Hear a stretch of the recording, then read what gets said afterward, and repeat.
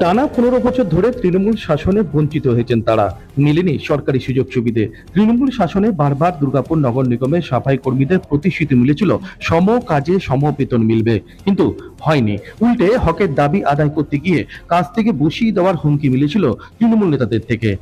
সরকার বদলেছে, রাজ্যে পালাবদল হয়েছে। এবার রাজ্যের মুখ্যমন্ত্রী শুভেন্দু অধিকারীকে দুর্গাপুর নগর নিগমের সাফাই কর্মীদের জন্য কিছু করার আর্জি নিয়ে দুর্গাপুর নগর নিগমের 3 নম্বর বড় অফিসে এলো সাফাই কর্মীরা। জড়ো হলো সেখানে। 7টি ওয়ার্ডের প্রায় 500-র মতো সাফাই কর্মী দাবি সম্বলিত স্মারকলিপি তুলে দিল। বাজারে জিনিসের দাম হো হো করে বাড়ছে, সংসার চালানো এক প্রকার দুর্দায় হয়ে দাঁড়াচ্ছে বলে অভিযোগ দুর্গাপুর নগর নিগমের 3 নম্বর বড় সাফাই কর্মীরা। দাদা, আমাদের যে দীর্ঘদিনের দাবি বলতে আজকে তৃণমূল সরকার 15 বছর ধরে আমরা আন্দোলন করছি, মানে আন্দোলন বলার মধ্যে ভুল। আমরা বেতন বাড়ানোর জন্য যে প্রতিশ্রুতি নিয়েছিলাম, ডেপুটেশন বলুন 50 বার ডেপুটেশন দিয়েছি তৃণমূল আমলে, আমাদের কোনো সুরা করেছে। আজকে যে তৃণমূল সরকার ছুড়ে ফেলেছি, আমরা বিজেপি সরকারকে নিয়ে এসেছি। বিজেপি সরকার এনে বলেছিল যে সম কাজে সম বেতন দেবে। তা আমরা আজকে প্রত্যেক বসেছি, কারণ আমাদের 200 টাকা বেতন আর চলছে না। আমরা চাই যে সমকাজে সময় বেতনটা লাগু করা হোক, 100 দিন আমরা আর ESIPF চালু করা হোক, সপ্তাহে একদিন ছুটি দেওয়া হোক, কিন্তু কোনো কোথায় কিন্তু কেউ মানছে না। আন্দোলন করেছি কিন্তু আমাদের কোনো সুরাহা হয়নি। আর এই যে এখন বিজেপি সরকার এসেছে, সবারই বেতন বৃদ্ধি সব কিছুই হলো, কিন্তু আমাদের জন্য কিচ্ছু হলো না। আর আমাদের কোনো উল্লেখ নেই যে আমরা কোন পথে দাঁড়িয়ে আছি, আমাদের কোনো উল্লেখ নেই। তো এই যে বাজারের দর যে বেড়ে গেছে, তাতে কি এই 200 টাকা রেটে কি দিন যাবে? আমাদের পেট আছে, আমাদের সব কিছু বিপদ আপদ সব কিছু আছে, তাহলে সেইগুলো তো আমাদেরকে শোনাতে হবে। রাজ্যে পুরো নগর উন্নয়ন মন্ত্রী অগ্নিমিত্রা পালকে দাবি সম্বলিত স্মারকলিপি তারা পাঠিয়ে দেবেন জানিয়ে দিলেন দুর্গাপুর নগর নিগমের 3 নম্বর বড়োর আধিকারিক অতনু রুদ্র।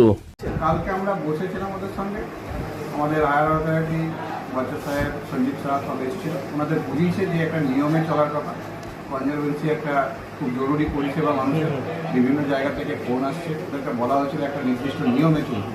আমাদেরকে একটা অ্যাপ্লিকেশন দিচ্ছে, সেই অ্যাপ্লিকেশন এগেন্স্টে আমরা হায়ার অথরিটিকে জানাবো, তারা আবার আমাদের UDM এর ডিপার্টমেন্ট রয়েছে সেখানে জানাবে। তাদেরকে বললাম যে আপনারা যদি পারেন, চিঠি লিখতে পারছেন না আমরা লিখে দিচ্ছি, দরকার পড়লে যদি কোনো আপনার ডাইরেক্ট বলছেন মন্ত্রীকে দেবো, মন্ত্রীর জায়গা অ্যাড্রেস ফ্যাড্রেস সব লিখে দিচ্ছি, আপনারা সেখানে করুন, কিন্তু মানুষের পরিষেবাটা বন্ধ করবেন না দয়া করে।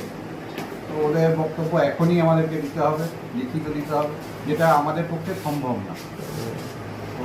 গুরুত্ব দিয়ে সাফাই কর্মীদের সমস্যাগুলি বিবেচনা করার আশ্বাস দুর্গাপুর পূর্বের বিজেপি বিধায়ক চন্দ্রশেখর বন্দ্যোপাধ্যায়। এদেরকে ভুল বুঝিয়ে আন্দোলন করানোর পেছনে বিরোধীদের একটা ইন্ধন রয়েছে বলে বিজেপি বিধায়কের অভিযোগ। আমি বলেছি যে আসানসোলে এক ধরনের স্যালারি, দুর্গাপুরে এক ধরনের স্যালারি, এই বৈষম্য থাকবে না। তারা লিখিতভাবে মুখ্যমন্ত্রীর কাছে আবেদন জানায়। বাজেট সেশন এখনও শেষ হয়নি, 17 তারিখ থেকে আবার কন্টিনিউড আছে।